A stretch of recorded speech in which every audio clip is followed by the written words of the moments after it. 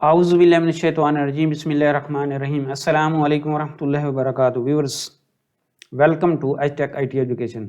Viewers, आज का मेरा टॉपिक है कैस्केडिंग स्टाइल शीट। अच्छा, आज की वीडियो मैंने कुछ इस तरह से तरतीब दी है कि सबसे पहले मैं आपको कैस्केडिंग स्टाइल शीट से रिलेटेड कुछ इंट्रोडक्शन दूंगा, जो इसकी मेन टर्म्स हैं उनको डिफाइन करूंगा और थोड़ा सा आपको इसका ओवरव्यू दूंगा। दूसरे नंबर पे मैं आपको कैस्केडिंग स्टाइल शीट यानी कि सीएसएस के अंदर वो वाली चीज़ें आपको कराऊंगा और क्विकली कराऊंगा जो मोस्ट कॉमनली यूज़ होती हैं वेब डेवलपमेंट के अंदर। तो चलिए स्टार्ट करते हैं, देखते हैं कि व्हाट इज़ सीएसएस। अच्छा देखें, सीएसएस आपके पास एक कैस्केडिंग स्टाइल शीट है, यानी कि बेसिकली एक स्टाइलिंग लैंग्वेज है जो जिसको आप स्टाइलिंग शीट लैंग्वेज भी कह सकते हैं। और इसका काम मोस्टली जो काम है कि आप HTML के एलिमेंट जितने लिखते हैं उनकी स्टाइलिंग करने के लिए, उनको डेकोरेट करने के लिए, उनकी डिफरेंट बिहेवियर्स को चेंज करने के लिए यूज़ होती है। और यानी कि ये स्टाइलिंग HTML की स्टाइलिंग के लिए यूज़ होती है। अब इसकी एग्जांपल क्या हो सकती है, जिस तरह आपने किसी टेक्स्ट का कलर चेंज करना है, या कोई आपके पास कोई एलिमेंट्स हैं उनके बॉर्डर्स लगाने हैं, उनके मार्जिन, उनकी पैडिंग एक्सेट्रा ये चीज़ सेट करनी है, तो उसके लिए हम क्या यूज़ करते हैं, CSS यूज़ करते हैं। तो ये एक बड़ा ब्रीफ सा इंट्रोडक्शन है CSS का। अच्छा, अब हम देखते हैं कि इसका सिंटैक्स क्या है। इसमें 3 चीज़ें मोस्ट कॉमनली यूज़ होती हैं। उसका एक सिलेक्टर होना चाहिए, उसकी एक प्रॉपर्टी होनी चाहिए स्टाइल की, और फिर उसकी आगे वैल्यू होनी चाहिए। जिस तरह ये इस एग्जांपल सामने आपको शो हो रही है, इसके अंदर सबसे पहले नंबर पे मैंने एक एलिमेंट H3 लिया है जो कि आपके टेक्स्ट की हेडिंग के लिए यूज़ होता है, हेडिंग 3। ये मेरे पास यहाँ पे फ़र्ज़ किया है सिलेक्टर है, और इसकी प्रॉपर्टी आपके ये मेरे पास सिलेक्टर है, इसकी प्रॉपर्टी आपके पास क्या है, कलर है, और इसकी वैल्यू क्या है, मैंने उसको वैल्यू रेड दी है। और ये आपके पास एक डिक्लेरेशन मुकम्मल हुई है, और जो एंड करेंगे इसको आप सेमीकोलन से करेंगे, और ये जो पूरा ब्लॉक होगा ये पर कर्ली ब्रैकेट्स के अंदर आएगा, यानी कि ये आपके पास डिक्लेरेशन बन गई। ये आपके पास को हम कहते हैं रूल, यानी कि इसे रूल सेट भी कहते हैं, रूल। और एक रूल सेट के अंदर मल्टीपल डिक्लेरेशन हो सकती है। जिस तरह ये कलर है तो इस तरह बैकग्राउंड कलर भी हो सकता है, विड्थ हो सकती है, हाइट हो सकती है, और उसमें से हर एक डिक्लेरेशन जो होगी, हर एक डिक्लेरेशन की अलग से फिर एक प्रॉपर्टी होगी और उसकी वैल्यू होगी। और एक डिक्लेरेशन ब्लॉक को सेपरेट करेंगे, दूसरी डिक्लेरेशन ब्लॉक को सेपरेट करने के लिए हम क्या करेंगे, सेमीकोलन यूज़ करेंगे। और जो सिलेक्टर है, फिर एक सिलेक्टर भी हो सकता है, इसको कॉमा लगा के मल्टीपल सिलेक्टर भी आप लगा सकते हैं, और फिर इसको आप यूज़ कर सकते हैं। तो ये तो हो गया क्विकली सिंटैक्स। अब हम देखते हैं कॉमन जो टाइप्स हैं सिलेक्टर्स की, वो कौन सी हो सकती हैं। एक तो आपके पास एलिमेंट सिलेक्टर हो सकता है, जिस तरह ये एग्जांपल सामने आपके पास के हेडिंग 3 का सिलेक्टर है, उसको मैंने कलर रेड असाइन कर दिया है। इसी तरह आपके पास ID सिलेक्टर हो सकता है। ID क्या है, आपका वो एलिमेंट जो HTML के अंदर जिसको आपने एक ID असाइन किया है, तो उस ID के थ्रू आप जाके उसको CSS असाइन कर सकते हैं। यहाँ पे फ़र्ज़ किया मेरा एक ID है P1, तो उस केस में P1 को मैं यहाँ पे कैसे इस सिलेक्टर को कैसे यूज़ करूँगा, सबसे पहले नंबर पे मैं ये नंबर साइन लगाऊंगा, ठीक है। और उसके बाद जिसको आप हैश साइन भी कह सकते हैं, उसके बाद फिर उस ID का नाम यूज़ करूँगा। और बाकी जो आपके पास जिस तरह ऊपर वाला आपके पास ये ब्लॉक है, इसका डिक्लेरेशन ब्लॉक, इसी तरह इसका भी ब्लॉक होगा। अच्छा, उसके बाद तीसरे नंबर पे एक और होता है क्लास सिलेक्टर। क्लास सिलेक्टर में क्या होता है कि उसमें हम ये ID पर्टिकुलर ID देते हैं, इसमें ID नहीं देते, बल्कि एक क्लास बना लेते हैं, और वो क्लास फिर मल्टीपल एलिमेंट्स के ऊपर भी अप्लाई कर सकते हैं, और बाकी जो डिक्लेरेशन ब्लॉक होगा वो सबका कॉमन होगा। अच्छा, अभी उसके बाद एक और चीज़ है कि हम इसको लोड कैसे करेंगे। लोड करने के लिए मेरे पास जो ऑप्शंस हैं, एक नंबर पे तो इनलाइन यूज़ कर सकते हैं, यानी डायरेक्ट टैग के ऊपर लगा सकते हैं। ऑलरेडी मैंने थोड़ा सा इंट्रोडक्शन पहले दिया था। दूसरे नंबर पे मेरे पास जो ऑप्शन है वो ये है कि मैं हेड टैग के अंदर डायरेक्ट जाके उसकी स्टाइलिंग कर सकता हूँ। और तीसरे नंबर पे मैं एक्सटर्नल फाइल के अंदर जाके इसे यूज़ कर सकता हूँ। उसके बाद हम देखेंगे कि बॉर्डर क्या होता है, कि कैस्केडिंग स्टाइल शीट के अंदर बॉर्डर क्या होता है। देखिए, आपके पास जो बॉर्डर है, किसी भी एलिमेंट्स के अराउंड आप एक बॉक्स बना सकते हैं, ठीक है। और उसका एक स्टाइल होगा बॉर्डर का, उसकी एक विड्थ होगी, और उसका एक कलर होगा। और उसके बाद मैं आपको बताता हूँ कि मार्जिन क्या होता है। देखिए, space around the element but outside of the border, यानी कि अगर उस एलिमेंट का कोई बॉर्डर है तो ज़ाहिर है आमतौर पे होता है, आप शो करें या ना करें, यानी कि उसका ज़ाहिर है एक एरिया तो होगा, उसे मैं बॉर्डर कह रहा हूँ। और उससे बाहर जितनी स्पेस आप देना चाहते हैं उसको आप मार्जिन कहेंगे। और इनसाइड ऑफ द बॉर्डर जो एलिमेंट का कंटेंट होगा, ठीक है, बॉर्डर के अंदर और कंटेंट के बाद जो स्पेस होगी वो आपके पास पैडिंग होगी। ये अभी मैं आपको आगे डिटेल में बताता हूँ। इसी तरह आगे CSS के अंदर एक टर्म यूज होती है जिसको हम कहते हैं बॉक्स मॉडल। ये डिज़ाइन और लेआउट एलिमेंट का शो करने के लिए हम शो करते हैं। ये जब आप डेवलपर टूल्स में ओपन करते हैं किसी भी एलिमेंट को तो वहाँ पे उसका ये बॉर्डर शो हो रहा होता है। और इसके अंदर आपके पास जो है ये क्या करता है, ये रैप करता है आपके HTML एलिमेंट को। और इसके अंदर ये जो आपके पास बॉक्स होता है ये मार्जिन पे मुश्तमिल होता है, बॉर्डर होता है, पैडिंग होती है और कंटेंट पे मुश्तमिल होता है। तो चलिए चलते हैं, अब हम इन चीज़ों को हम VS कोड के अंदर जाके प्रैक्टिकली करके देखते हैं और वहाँ पे हम देखेंगे कि इनको हम कैसे यूज़ कर सकते हैं। आपके पास सिलेक्टर है, उसके बाद फिर ये मेरे पास आप एक ब्लॉक है, ठीक है जी, उसमें प्रॉपर्टी और वैल्यू है, फिर प्रॉपर्टी और वैल्यू है। अच्छा, अब ये मैंने H2 के ऊपर अप्लाई किया है। H2 मेरे पास क्या है, ये देखें, ये मेरे पास CSS ट्यूटोरियल फॉर बिगनर्स, ठीक है। और उसके बाद H3 है HTech IT एजुकेशन। अब इनके अंदर मैंने कोई स्टाइलिंग अप्लाई की है। अगर मैं ये कलर यहाँ पे ग्रीन की बजाय ब्लैक कर दूँ तो ये आपका, इसको सेव करूँ तो ये देखें हेडर था और इसका कलर ब्लैक हो गया। और बैकग्राउंड का अगर मैं इसको ग्रीन कर दूँ तो ये अभी ग्रीन हो जाएगा। और इससे अगर सेव करता हूँ तो ये बैकग्राउंड ग्रीन हो जाएगा। तो ये तो आपके पास था एलिमेंट सिलेक्टर की एग्जांपल। आगे मेरे पास दूसरी जो एग्जांपल है वो है आईडी सिलेक्टर। अर्थ के मेरे पास एक आईडी है पैरा1 और यहाँ पे मैं नीचे जाके पैरा1 के नाम से एक आईडी बना लेता हूँ। और उसके बाद उसको मैं क्या करता हूँ, उसके बाद उसको ओपन कर लेता हूँ और ये मेरे पास एक पैराग्राफ बन गया, पैराग्राफ ID1। अब अगर मैं पैराग्राफ ID1 के अंदर कलर अगर यहाँ पे मैं कर देता हूँ, पर्पल कर देता हूँ, तो ये देखें ये पर्पल कलर हो गया इस पैराग्राफ का। और इसको मैंने आईडी असाइन किया था, तो आईडी के थ्रू मैं क्या कर सकता हूँ, इसको एक्सेस कर सकता हूँ। और उसके बाद है जी आपके पास क्लास सिलेक्टर। क्या होता है क्लास सिलेक्टर? आपके पास ये होता है कि आप कोई एक क्लास बना लेते हैं। जिस तरह मैंने ये क्लास यहाँ पे बना लिया, उसका नाम दिया। क्लास बनाने का तरीक़ाकार ये होता है कि आप डॉट लगाते हैं और उसके बाद क्लास नेम देते हैं। मैंने इसको ग्रीन बना लिया। अब ये नीचे जाके मैंने किसी एलिमेंट को असाइन कर देनी है। और किसको असाइन की है, ये मेरे पास सेकंड पैराग्राफ है, इसको मैंने असाइन कर दी है। और अभी इसको मैं हटा देता हूँ ताकि कन्फ्यूजन ना रहे। अब ये सेकंड पैराग्राफ के ऊपर मैंने क्लास लगाई है। अगर मैं इसको चेंज करता हूँ और इसको मैं कर देता हूँ रेड, तो इस केस में ये रेड, ये देखें अब ये पैराग्राफ था, ये क्लास के थ्रू मैंने इसको एक्सेस किया और इसका ये कलर चेंज कर दिया। अच्छा, उसके बाद होता है जी हम जो आपके पास जो सिलेक्टर है उसको एट्रीब्यूट के थ्रू भी एक्सेस कर सकते हैं। और मैं आपको बताऊंगा कि एट्रीब्यूट्स के थ्रू कैसे आप एक्सेस कर सकते हैं। एट्रीब्यूट के थ्रू एक्सेस करने के लिए आपके पास ये देखें पैराग्राफ का कोई एक एट्रीब्यूट है, फर्ज किया टाइटल है। और टाइटल, जिसका टाइटल होगा ये जाके ढूंढेगा पैराग्राफ के अंदर। जिस तरह ये पैराग्राफ है, ये देखें इसका मैंने एक टाइटल असाइन किया है, एट्रीब्यूट यानी कि टाइटल है। और ये देखें दिस इज़ पैराग्राफ टाइटल। ये जब मैं इसके ऊपर माउस लेके गया हूँ तो ये टाइटल शो हुआ है। अब मैं ये क्या कहता हूँ कि वो वाले पैराग्राफ जिनके टाइटल एट्रीब्यूट डिफाइंड है वहाँ पे जो फ़ॉन्ट साइज़ है वो 40 कर दो। तो ये देखें ये 40 हो गया। अब मैं कहता हूँ कि इसको 10 कर दो, तो ये देखें ये बिल्कुल छोटा हो गया।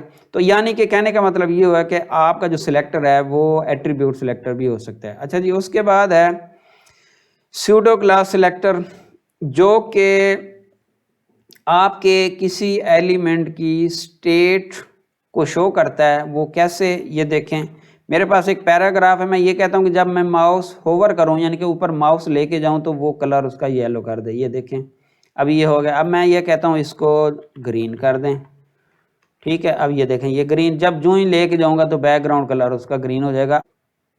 अच्छा, उसके बाद है जी सूडो एलिमेंट सिलेक्टर। उसमें क्या होता है कि वो आपके सर्टेन पार्ट ऑफ एलिमेंट को स्टाइलिंग करने के लिए यूज़ होता है। जिस तरह मैं ये आपके पास यहाँ पे एक लगाया हुआ है कि मैं यहाँ पे कहता हूँ कि पैराग्राफ की जो फर्स्ट लाइन है उसको क्या करे, वो ब्लैक कर दे। और अगर मैं ये देखें ये ब्लैक हो गई। अब अगर मैं इसको ये हटा देते हैं, अच्छा अब अगर मैं इसको कहता हूँ जी कि ये ग्रीन कर दें तो ये ग्रीन कर देगा। ये देखें पहली जो लाइन है पैराग्राफ की, इन दोनों केसेस में इसका फ़ॉन्ट थोड़ा सा बढ़ा लेते हैं ताकि सिमेट्री आ जाए। अच्छा उसके बाद फिर आगे एक और भी इसके अंदर सिलेक्टर्स होते हैं जिसको कहते हैं कम्बिनेटर्स, लेकिन वो हमारे स्कोप में नहीं है, वो थोड़ा एडवांस लेवल का है, वो आगे आप देखेंगे। लेकिन यहाँ पे मैंने आपको बता दिया कि वो भी आपके पास एक सिलेक्टर होता है। इसी तरह एक और सिलेक्टर हो सकता है ग्लोबल लेवल पे। ग्लोबल लेवल का मतलब ये है कि आप कहते हैं कि तमाम जितने भी एलिमेंट्स हैं इस पेज के अंदर तमाम के अंदर अप्लाई हो जाए, तो वो स्टैरिक के थ्रू आप वो ये सिलेक्टर यूज़ करेंगे स्टैरिक का, उसी तरह क्लास डिफाइन करेंगे और अप्लाई कर देंगे। अब यहाँ पे फ़र्ज़ कि मैंने एरियल किया है, तो मैं अगर ये कहता हूँ कि यहाँ पे मेरे पास जो है वो आ जाए कैलिबरी आ जाए फ़ॉन्ट, तो उसके लिए मैं लिखूँगा कैलिबरी, कंट्रोल एस करूँगा। अब ये देखें ये फ़ॉन्ट साइज चेंज हो गया। अगर वापस एरियल पे करना चाहता हूँ, ये एरियल पे करना चाहता हूँ, तो उस केस में ये सारा एरियल हो जाएगा। तो इस तरह से आप क्या कर सकते हैं, आप ये अप्लाई कर सकते हैं किसी पूरे पूरे के पूरे पेज के ऊपर, और वो उसको यूनिवर्सल सिलेक्टर कह लें, ग्लोबल कह लें, जो मर्जी आप कह लें। अब उसके बाद आते हैं जी बॉक्स मॉडल के ऊपर। अब बॉक्स मॉडल क्या है? बॉक्स मॉडल जिस तरह मैंने आपको बताया था कि उसकी बॉर्डर हो सकता है, उसका पैडिंग बॉर्डर सॉरी जो आपके पास बॉक्स मॉडल होगा उसके अंदर एक तो कंटेंट होगा, उसका एक बॉर्डर होगा और उसकी पैडिंग होगी। ठीक है, ये मैं क्या करता हूँ कि मैं इस ऊपर वाले सारे पैराग्राफ को हाइड कर देता हूँ। हाइड करने के बाद मैं एक डिव ओपन करता हूँ और उसके अंदर जाके आपको ये समझाता हूँ। अच्छा ये देखें जी मेरे पास एक डिव है। डिव आपको ऑलरेडी पता है कि ये किसी भी सेक्शन को या किसी ख़ास एरिया के लिए आपके पास बनाने के लिए वो आप डिव यूज़ करते हैं। और यहाँ पे मेरे पास डिव के अंदर एक कंटेंट है ये वाला। अब अगर मैं इसको ये देखें, मैंने यहाँ पे इसकी विड्थ 300 कर दी। अगर मैं इसको 200 कर दूँ तो ये छोटा हो जाएगा। ठीक है, हाइट भी मैंने इसकी 200 कर दी है। बॉर्डर मैंने यहाँ पे लगाया। बॉर्डर लगाने का क्या तरीक़ेकार होता है, सबसे पहले आप विड्थ देंगे, मैंने 15 पिक्सल उसकी विड्थ दी है। उसका फिर स्टाइल देंगे, सॉलिड हो सकता है, डॉटेड हो सकता है, और काफ़ी सारी ऑप्शंस हैं। फिर मैंने उसके बाद उसका कलर दिया ग्रीन का, तो ये देखें ये यहाँ पे बन गया है। मैं अगर इसको ग्रीन की बजाय ब्लू कर दूं तो ये यहाँ पे ब्लू कलर का हो जाएगा, ये देखें। इसी तरह पैडिंग मैंने दी है 20px। अब ये पैडिंग को मैं आपको यहाँ पे समझाऊँ 10px कर देता हूँ। ये देखें ये जो आपके पास ये जो this is content of div tag, इसके दरमियान में और बॉर्डर के दरमियान में जो आपके पास स्पेस है ना कम हो गई है। अब इसको मैं अगर 50 कर दूं ना तो ये देखें आपके 20 कर दूं, ये देखें बढ़ गई है। अगर इसको मैं 30 कर दूं तो फिर बढ़ जाएगी। अब ये सारा जो एरिया है ना ये बढ़ता जाएगा, इधर से भी हर साइड से। और मार्जिन जो है, मार्जिन आपके पास ये ऊपर वाला एलिमेंट और इस एलिमेंट के दरमियान में, यानी कि इस एलिमेंट की बॉर्डर की आउटसाइड पे जो है वो मार्जिन होगा। अब मैं इसको 15 कर दूं तो ये देखें आपके पास मार्जिन मज़ीद बढ़ गया है। और 15 की बजाय मैं 50 कर दूं तो ये काफ़ी और ज़्यादा बढ़ गया, तो ये मार्जिन है। अच्छा अब इसी तरह टेक्स्ट अलाइन एक प्रॉपर्टी होती है। अब वो राइट भी कर सकता हूँ, अगर लेफ़्ट कर दूँगा तो ये लेफ़्ट साइड पे अलाइन हो जाएगा। ये देखें ये लेफ़्ट पे हो गया। अब मैं आपको ये बॉक्स मॉडल दिखाता हूँ डेवलपर टूल्स के अंदर। F12 प्रेस करूँगा। F12 प्रेस करने के बाद मैं इस एलिमेंट को सिलेक्ट करूँगा। यहाँ से ये सिलेक्ट करने के बाद इस एलिमेंट पे जाऊँगा तो ये देखें यहाँ पे भी इसने एक बॉक्स मॉडल शो कर दी है। वो ये आपको यहाँ पे ये शो कर रहा है कि आपका ये वाला एरिया जो है ये बेसिकली मार्जिन को शो कर रहा है। अब जो ही मैं माउस लेके जाता हूँ तो ऊपर ब्राउज़र में आप देख सकते हैं कि वो ऑटोमेटिकली यहाँ पे हाईलाइट हो गया वो एरिया। अब जो आपके पास ये बॉर्डर है, ठीक है, ये ब्लू कलर का, और उसके बाद ये आपके पास जो एरिया है ये पैडिंग है, ठीक है, 30 है, हर साइड से 30 है। और ये पैडिंग जो है अगर मैं यहाँ पे आपको चेक कराऊँ तो पैडिंग बेसिकली अलग-अलग भी दे सकते हैं, padding top, padding right, padding bottom, padding left. तो इनमें से किसी एक को आप हटाना चाहिए, सारों के हटाना चाहें तो हटा सकते हैं यहाँ से। इसी तरह आपका बॉर्डर हटाना चाहें तो बॉर्डर हटा सकते हैं। हाइट हटाना चाहें तो हाइट हटा सकते हैं। तो यहाँ पे ये डेवलपर टूल्स के अंदर ये भी आपके पास ऑप्शन है और यहाँ से बड़ा अच्छे तरीके से आप समझ सकते हैं इस चीज़ को। इसी तरह मार्जिन है, तो ये अब ये कंटेंट है एक्चुअली, ठीक है। ये देखें जो ही मैं उसके ऊपर लेके जाता हूँ तो यहाँ पे शो सामने आपको शो हो रहा है इसके ऊपर।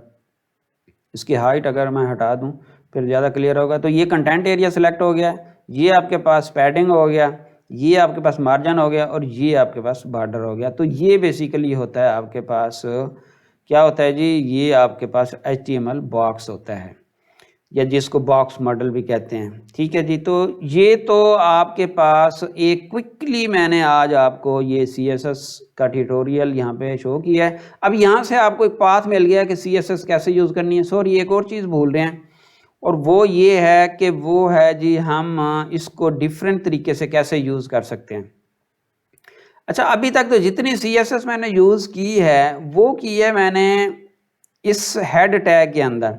अब 3 तरीक़ेकार मैंने बताए थे कि एक तो आप इनलाइन यूज़ कर सकते हैं, जिस तरह इस हेड एलिमेंट के अंदर जाके मैंने क्या किया है, इस हेड एलिमेंट के अंदर जाके मैंने डायरेक्ट हेडर 1 के अंदर ये डार्क ब्लू कर दिया था।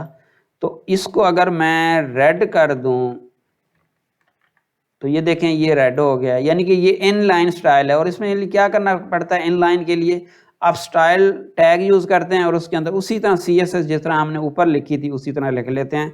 और हर एक जो ब्लॉक होगा सेपरेटेड बाई, यानी कि पेयर होगा आपके पास प्रॉपर्टी नेम और उसकी वैल्यू, प्रॉपर्टी नेम वैल्यू और सेपरेटेड बाई आपके पास सेमी कॉलन। अच्छा जी, और इसके बाद ये डबल कोट्स के अंदर होगा, इक्वल होगा, ये इसका सिंटैक्स है। इस तरह का एक तरीक़ेकार तो ये। दूसरा तरीक़ेकार ये है कि आपने हेड सेक्शन के अंदर, ये मेरे पास हेड टैग है, हेड टैग के अंदर एक और टैग डाल लें स्टाइल का। स्टाइल के अंदर जितनी आप CSS लिखेंगे वो सारी की सारी इस पर अप्लाई हो जाएगी। ये दूसरा तरीक़ेकार है, इसको बोलते हैं कि हम स्टाइल मतलब हेड के अंदर, ये भी एक तरह का इनलाइन ही होता है लेकिन ये अलहदा से ऊपर हम जो पेज है उसके अंदर जाके शो कर लेते हैं। तीसरे नंबर पे ये है कि मैं अब ये सारे का सारा स्टाइल अगर यहाँ से हटा दूँ, मैं कट करता हूँ यहाँ पे और मैं लेके जाता हूँ कंट्रोल, यहाँ पे इसको सारे को मैं कट करता हूँ स्टाइल को, कंट्रोल X करता हूँ, कंट्रोल S करता हूँ। अब ये सारा स्टाइलिंग इसकी हट गई है। अब मैं जाता हूँ यहाँ पे, मेरे पास एक स्टाइल शीट ऑलरेडी एक फ़ाइल हमने बनाई थी और यहाँ पे ये सारी पेस्ट कर देता हूँ। अब इसमें सिर्फ फ़र्क इतना है कि ऊपर वाला जो स्टाइल टैग है ये हटा देना है आपने, इसमें उसकी ज़रूरत नहीं है। उसकी ज़रूरत क्यों नहीं है? क्योंकि जो फाइल हमने बनाई है यहाँ पे हमने उसकी जो एक्सटेंशन बता दी है वो CSS बता दी। अब ये फाइल मेरी बन गई, ये ऑलरेडी आपको बताया था कि फोल्डर्स के ऊपर जाके आप देखेंगे तो वहाँ पे ये पड़ी होगी। अच्छा, अब इसके अंदर आप क्या करेंगे कि आप इंडेक्स में जाएंगे और इसको लिंक करेंगे। लिंक करने के लिए आपके पास एक तो टैग लिंक यूज़ करेंगे और 2 एट्रीब्यूट्स यूज़ करते हैं। और वो कौन सी? एक रिलेशन बताएंगे कि ये मेरे पास स्टाइल शीट है, यानी कि जिस फाइल को लिंक करने जा रहे हैं वो स्टाइल शीट है। और उसके बाद उसका हाइपर रेफरेंस वो आप देंगे। और जो ही आप ये देखें, जो ही मैंने फाइल अटैच की तो वो सारे का सारा CSS जो अभी हमने लिखा था वो यहाँ पे अप्लाई हो गया।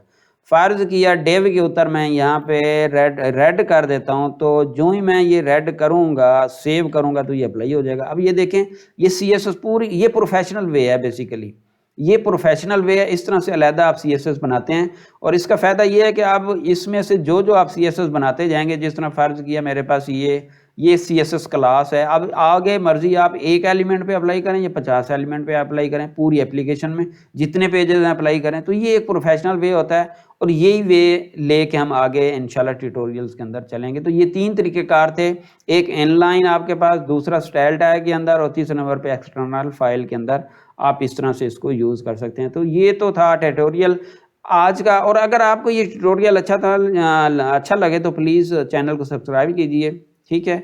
और इस वीडियो को दोस्तों के साथ शेयर करिए और एंड पे दुआ है कि अल्लाह ताला हम सब के हलाल रिज़्क़ में बरकत अता फरमाए और अल्लाह ताला अपने सिवा किसी का मोहताज ना करे। इन दुआओं के साथ अल्लाह हाफ़िज़। मिलेंगे अगली वीडियो में। अब टिल देन अल्लाह हाफ़िज़।